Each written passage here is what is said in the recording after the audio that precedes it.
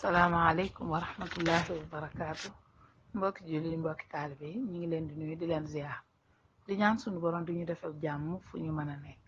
sunu xikma bi nag tey day wax ne laa taqul li shaxsin idhab li solaa aw sa tadhabu ila naar bal qul lahu raafiqni li solaa li nakuna fi jannati maan. nee na bul wax kenn ne ko demal julli ji wala wutu woora.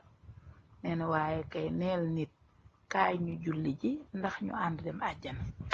mi ngi jàngale ba tey rek ne boo dee bëgg a wax na nga tànn côté bi gën a rafet nga waxee ko. wax ju nekk ab safaanam mu ngi taxaw ci wetam.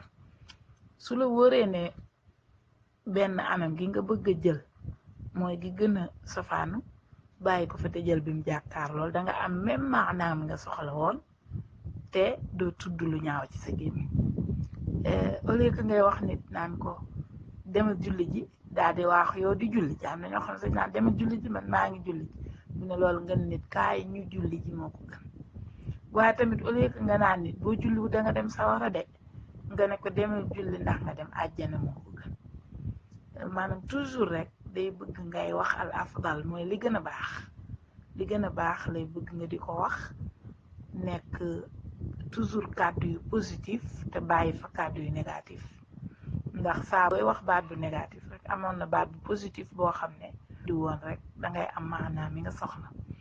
masalan booy wax nit ne ko ah bul def nàngam kon de danga am nàngam ji bon nga ne ko bàyyil nàngam ndax nga am nàngam ji baax moo ko gën.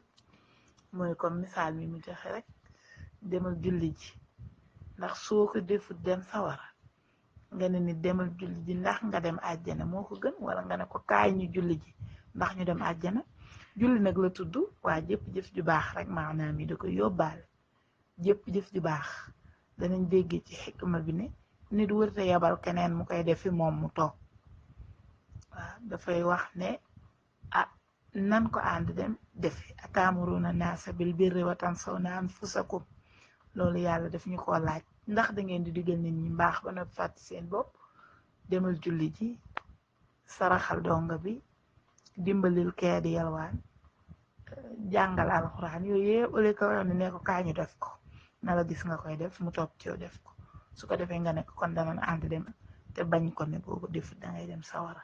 ñi ngi sant ñëpp di gërëm di jégglu te wax ji day dugg ci waqulu linnaasi xusnan wassalaamu aleykum wa rahmatullah.